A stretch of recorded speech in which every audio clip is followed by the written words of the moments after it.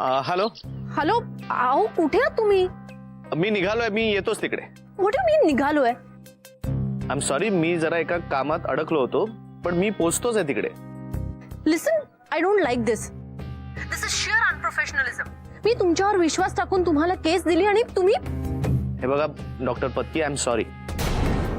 मी तुम्हाला एवढंच सांगू शकतो की मी पोहोचतोच आहे आता तिथे. अहो तिकडे आपल्या केसचा पुकारा होईल आता. माझे पती आणि त्यांच्या वकिलांनी आपल्या विरुद्ध काही ऍडव्हर्स ऑर्डर घेतली तर. अहो अशी कशी घेतील ते ऍडव्हर्स ऑर्डर? अहो ऑर्डर नाही, पण आपल्यापैकी कोणी नाही इथे बघून त्यांनी लांबची तारीख घेतली तर.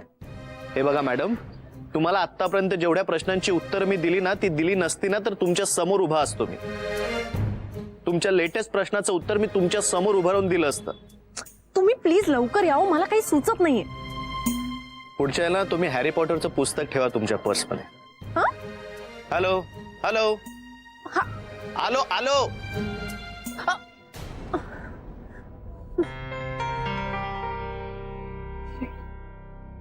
या माणसाचं काही खरं दिसत नाही.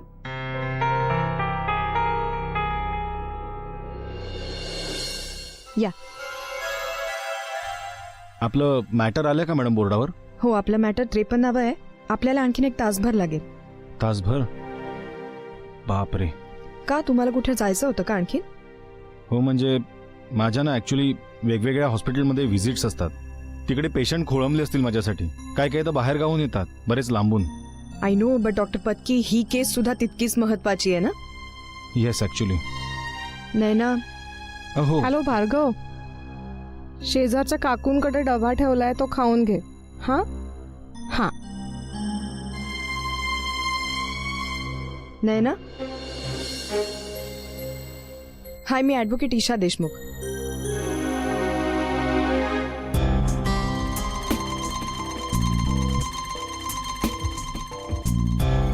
टेन्शन आलंय?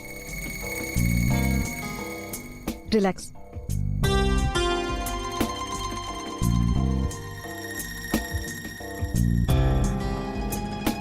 हे सगळं काय आहे? मला का ओढलंय या सगळ्यात? हे बघा, तुम्ही नका काळजी करू. त्यांच्याकडे तुमच्या विरुद्ध काहीही पुरावे नाहीयेत. पण ते ईमेल्स? तुम्हाला खात्री आहे ना तुमचं एकमेकांशी तसं काही नाहीये? अजिबात नाही. गुड. सो हे प्रूव्ह कसं करायचं हे तुम्ही माझ्यावर सोडा. ओके? का कुणास ठाऊ, तुमच्यावर खूप विश्वास वाटतो मॅडम. नाही ना, तू काळजी करू नकोस. हे सगळं खोटं आहे. सरिताचं डोकं फिरलंय म्हणून ती हे सगळं करते. तिचं काय बिनसलंय काय माहित, का अशी वागतीये? आमच्यावर असे आरोप करण्याआधी 10 वेळा विचार करायला हवा होता तिने. पण आता काहीच होऊ शकत नाही. Whatever it is, we have to face it now.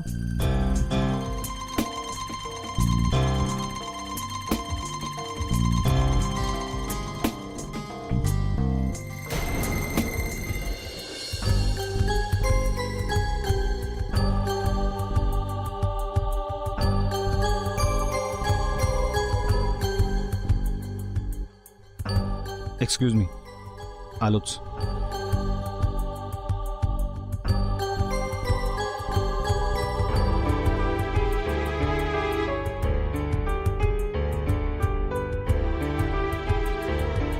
Sarita, आपला 53वा नंबर आहे. अजून तासभर तरी लागेल आपल्याला. आवाज बसलाय. टेन्शनमुळे आवाज बसतो तूच म्हणतेस ना, पण सुटेल हळूहळू.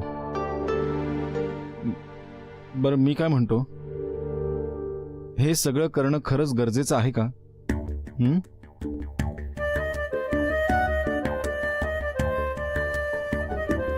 तासभर आहे, तुला हवं तर काही खाऊन घे.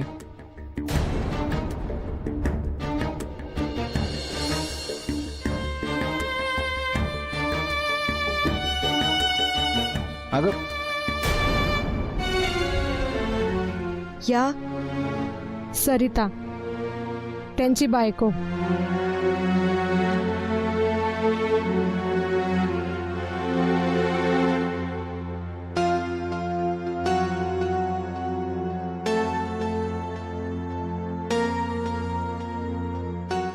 पाहिलेत ना मॅडम, मी जवळ आलो की ती अशी लांब पळते आजकाल.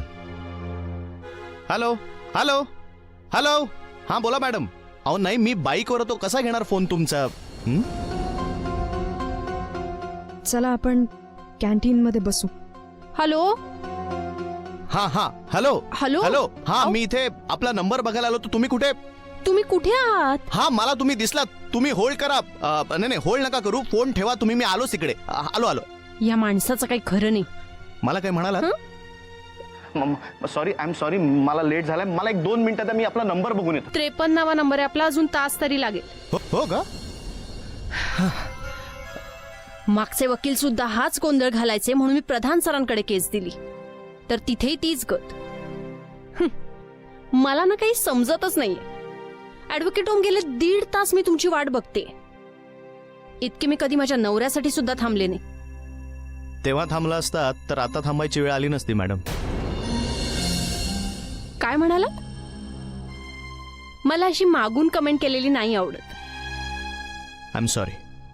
एक तर तुम्हाला यायला उशीर झाला आणि वर असे फालतू विनोद काय मारताय? विनोद फालतू असला तरी सुद्धा खराच होता ना. तुम्ही मला सारखं कॉम्प्रोमाइजचं का सुचवताय? मला नकोय ते. काय मॅडम, हा सल्ला तुम्हाला दुसरं कोणी देणार नाही. एकदा डोकं शांत झालं ना की दिवस चांगला जातो. मला ही लेक्चर्स नकोय. तुम्ही म्हणाल ती फीज मी तुम्हाला दिलेली आहे. मला रिलीफ मिळवून देणं तुमची जबाबदारी आहे, सो प्लीज कामाला लागा. तुम्ही एकदा प्लीज बघून घ्या आपला नक्की 53वा नंबर आहे का. माझा नवरा माझ्याशी खोटंही बोलत असेल. ओके. तुम्ही काय म्हणालात आता? आपला 53वा नंबर आहे आणि 1 तास लागणार आहे. कोणी सांगितलं तुम्हाला? माझ्या नवऱ्याने. म्हणजे तुमच्यात संवाद आहे? चांगली गोष्ट आहे, चांगली गोष्ट आहे. संवाद असायला हवा ना. हा माणूस मला काय रिलीफ मिळवून देणार आहे?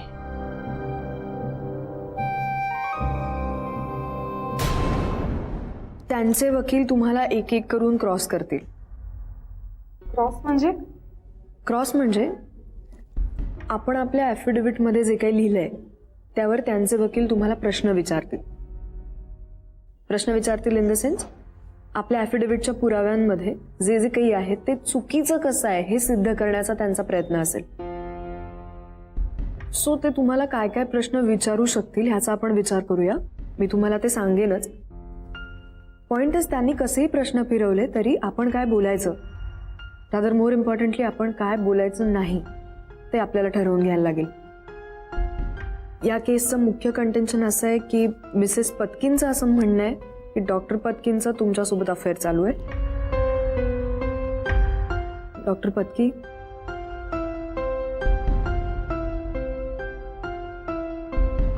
Doctor Patki,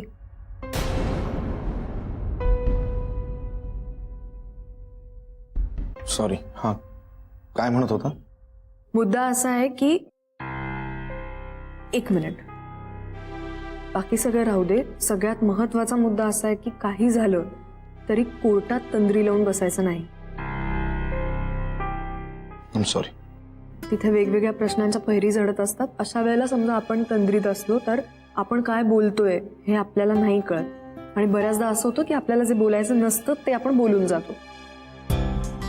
okay, so relax.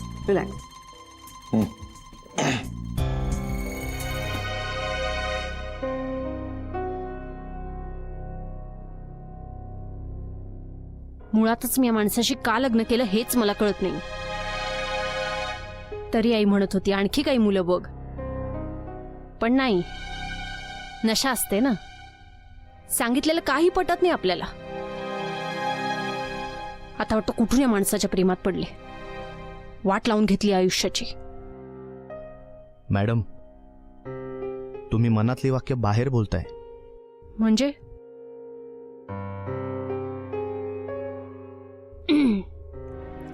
हे सगळं तुमच्यामुळे झालंय.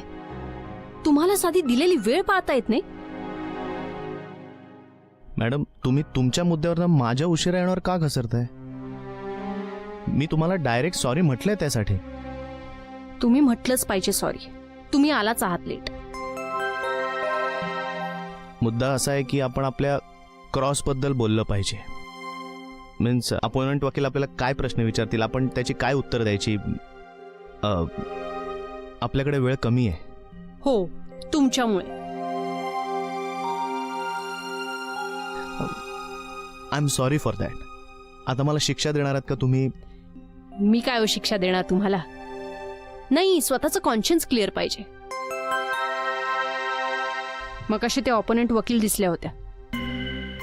छोटी मुलगीच वाटते, ज्युनियर असावी बहुतेक, नाही?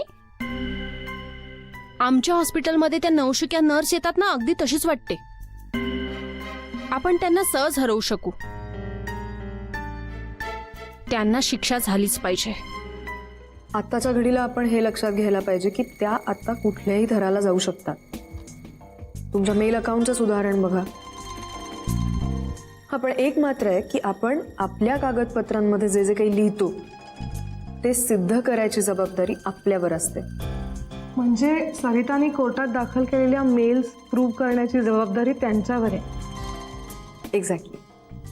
अहो पण ती ह्या सगळ्या मेल्सचं इंटरप्रिटेशन तिला हवं तसं करू शकते ना. आणि मला काय म्हणायचं आहे की माझा अकाउंट हॅक करून माझ्या मेल्सचे प्रिंटआउट काढून इथे सादर केला, हा गुन्हा नाही आहे का? डॉक्टर पत्की, आत्ता त्या त्यांच्या स्वार्थासाठी का होईना पण ह्या सगळ्या गोष्टी तुमच्या अफेअरच्या अँगलनीच इंटरप्रिट करणार. मी म्हणूनच सांगते की या मेल्स तुम्ही पाठवलेल्याच नाहीत असं म्हणा. कारण खरंच तुम्ही त्या पाठवल्यात कशावरून? जसं त्यांनी तुमचं अकाउंट हॅक केलंय तसंच दुसऱ्या कोणीतरी तुमचं अकाउंट हॅक करून ह्या मेल्स पाठवलेल्या असू शकतात असं आपण कोर्टात सांगू शकतो.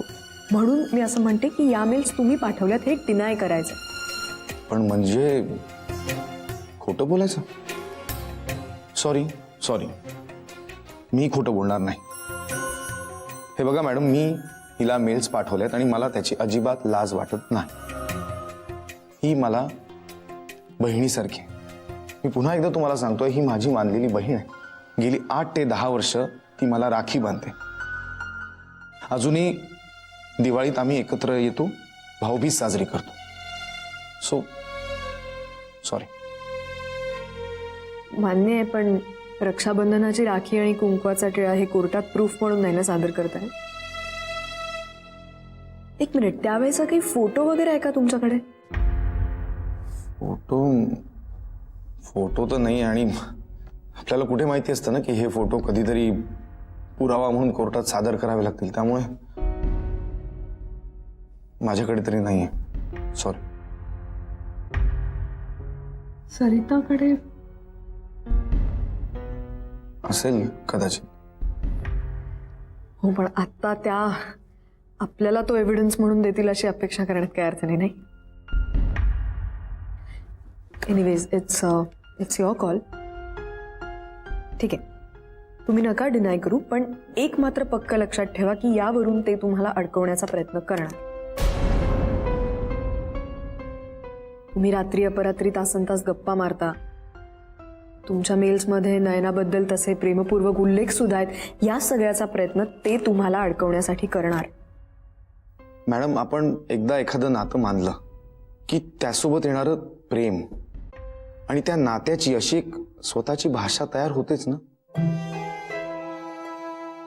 एखादा भाऊ आपल्या बहिणीला मेल्समध्ये प्रेमाने जे काही लिहू शकतो तेच मी लिहिलंय आणि मला त्याची अजिबात लाज वाटत नाही. मी पुन्हा एकदा तुम्हाला सांगतो, ही माझी मानलेली बहीण आहे. ॲफिडेव्हिटमध्ये आपण हे लिहिलंच आहे ना की सुरुवातीच्या माझ्या काळामध्ये हिने मला किती मदत केली आहे ते. फाईन.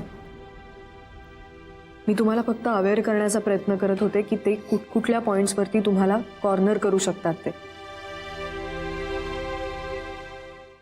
आणि हो, आपण मेंटेनन्सही मागायचं आहे. आपण तुम्ही कमवता ना. तुम्ही माझे वकील आहात की त्यांचे? तुम्हाला माझा इंटरेस्ट जपायचा आहे, त्यांचा नाही. तुम्ही माझ्या बोलण्याचा चुकीचा अर्थ काढता. मी तुम्हाला याआधीही सांगितलं की तुम्ही मला मदत करा तर आपण सक्सेसफुली केस लढू शकतो. मी मदत करतेच आहे हो, पण मला सारखं असं का वाटतं की तुम्ही त्यांची बाजू घेताय? Because you don't trust me. I request you. मी तुमचा वकील आहे आणि मला माझी जबाबदारी कळते. एवढा शिकलेला माणूस त्या नर्सच्या प्रेमात कसा वावत जातो हेच कळत नाही मला. तुम्ही त्या नर्सच्या मुलाला कोर्टात बोलावून घ्या, म्हणजे सगळं बरोबर कोर्टासमोर येईल. माझा नवरा तिच्या घरी राहायला जात होता, तो मुलगाच सांगू शकेल त्यांच्यात काय नातं आहे ते. पण दिस इज क्रूअल. अहो तो मायनर आहे, तुम्ही त्याला यात का ओढताय? हा मोठ्यांचा इश्यू आहे ना, so let sort it out. त्याला त्रास द्यावा असं मला नाही वाटत आहे. आणि मला झालेल्या त्रासाचं काय, तो नाही दिसत आहे तुम्हाला? मला फसवून दुःखात लोटून तो तिकडे आनंदी आहे. No, I will make his life difficult, a living हेल.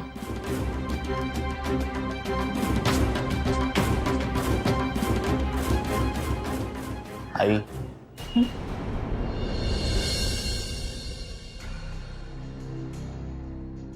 आणखी एक महत्वाचा मुद्दा उरतोय.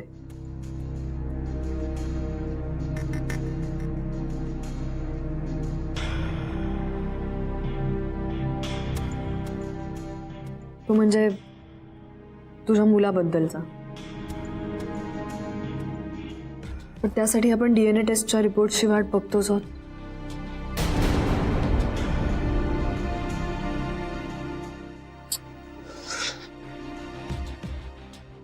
काय चाललंय? सगळा मूर्खपणा आहे, रिडिक्युलस आहे.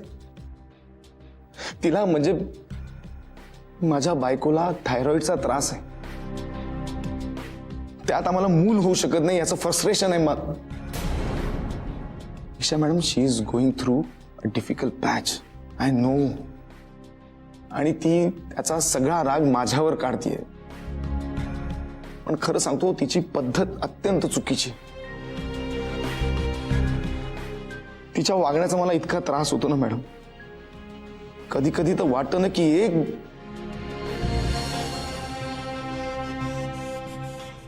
सॉरी, पण एक गोष्ट नक्की आहे, काहीही झालं तरी मी तिच्याशिवाय नाही राहू शकत. आणि खरं सांगायचं तर ती सुद्धा नाही. आमचं खूप प्रेम आहे हो एकमेकांना. आणि एक गोष्ट सांगू मॅडम, आम्ही आता जरी डिवोर्स घेतला ना तरी पुढच्या 5 महिन्यात आम्ही पुन्हा लग्न करू, नक्कीच.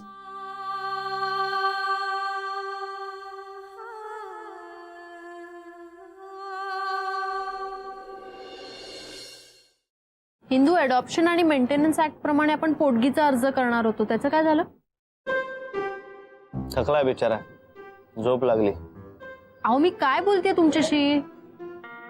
हा मॅडम, हिंदू मॅरेज ऍक्ट प्रमाणे आपण तुमच्या पिटिशन मध्येच ते दाखल करणार आहोत. हो, पण त्याचा काहीतरी डिसएडव्हान्टेज होता, तुमच्या बोलण्यात आलं होतं, मला काहीतरी पुसटचं आठवतंय. नाही, ते तसं नसतं. त्यात तुमच्या बँकेचं स्टेटमेंट आणि तुमच्या नवऱ्याच्या बँकेचं स्टेटमेंट हे कोर्ट कम्पेअर करतं आणि मग तुमची पोटगी ठरवतं. याला काय अर्थ आहे? माझ्या बँक स्टेटमेंटचा काय संबंध? संबंध असतो, कारण तुम्ही कमावता. आपण कोर्टाला असं खोटं नाही ना सांगू शकत की आपलं काहीच इन्कम नाहीये. नंतर जर ते कोर्टाला कळलं ना तर मग आपणच गोत्यात येऊ. आणखी एक महत्वाचा मुद्दा. थांबा जरा. काय झालं?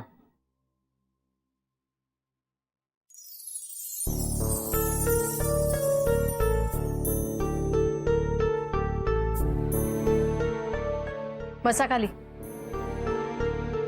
तुमचं स्त्री दाक्षिण्य नका दाखवू लगेच, ते आपले रायवल आहेत.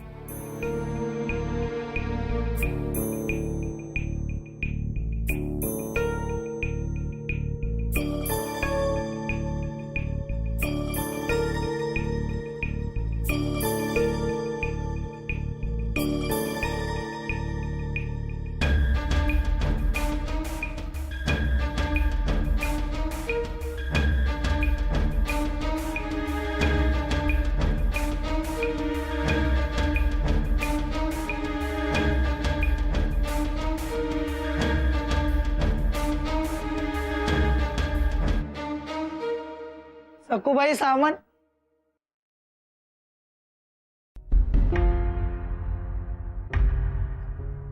मॅडम मी काय म्हणतो, आपण एकदा तिच्या वकिलांशी बोलूया का, आउट ऑफ कोर्ट सेटलमेंट करण्याविषयी? नाही म्हणजे केस सुरू होण्यापूर्वी हा आपला शेवटचा चान्स आहे, म्हणून प्लीज. डॉक्टर पत्की, मला जेन्युनली असं वाटतं की